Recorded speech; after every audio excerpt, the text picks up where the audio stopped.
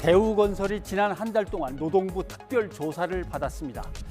최다 산재 사망 기업이라는 오명에 노동부의 특별 감독까지 받게 된 배경은 이렇습니다. 보십시오. 지난 10년간 꾸준히 사고가 많이 났고 사망 사고도 최근에 계속 일어났습니다. 그래서 결국 해봤더니 본사, 건설 현장 합쳐서 200건이 적발됐고요. 과태료를 이렇게 물게 됐습니다. 건설 경기가 좋지 않아서 대우건설이 경영에 어려움을 겪을 때가 있었습니다.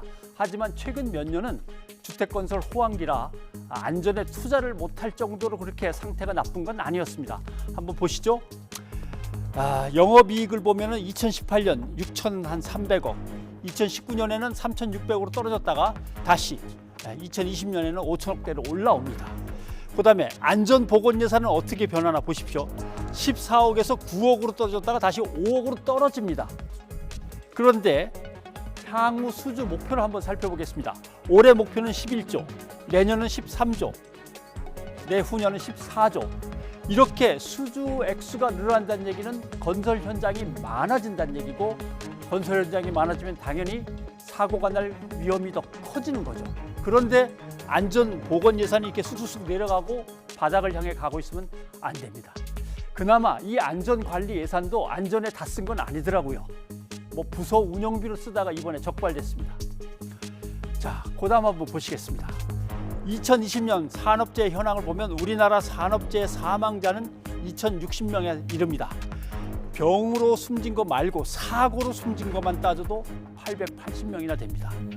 그중에서 건설업 근로자 산재 사망을 보면 연평균 480명씩 건설 현장에서 숨지고 있는 겁니다. 자, 무엇을 고쳐야 할까? 이것은 대우건설에 대한 노동부의 권고 지적사항을 쭉 한번 살펴보는 걸로 정리해 보겠습니다. 경영진이 안전보건에 대해서 인식을 제대로 하지를 못합니다. 그래서 안전관리 목표를 몇 년 전 거 그대로 갖다 씁니다.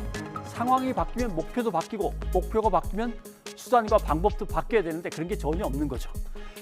그다음 안전 책임자를 살펴봤더니 전문가도 아니고 전공자도 아닌 그저 1년, 2년 왔다 가네 휙 가버리는 그런 사람들이 많았습니다. 안전보건 예산도 없었고, 그러니까 교육도 불충분합니다.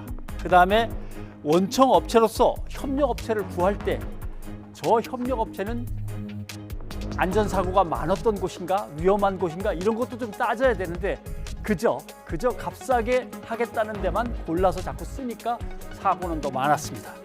현장 노동자들의 의견을 들어보면 금방 알 수 있는 것들인데 이것조차 제대로 하지 않았습니다. 다수의 기업에 다 해당되는 얘기일 겁니다. 죽거나 다치지 않을 수 없는 그런 현장으로 우리 건설 노동자들은 오늘도 출근하고 있는 겁니다. 변상욱의 앵커 리포트였습니다.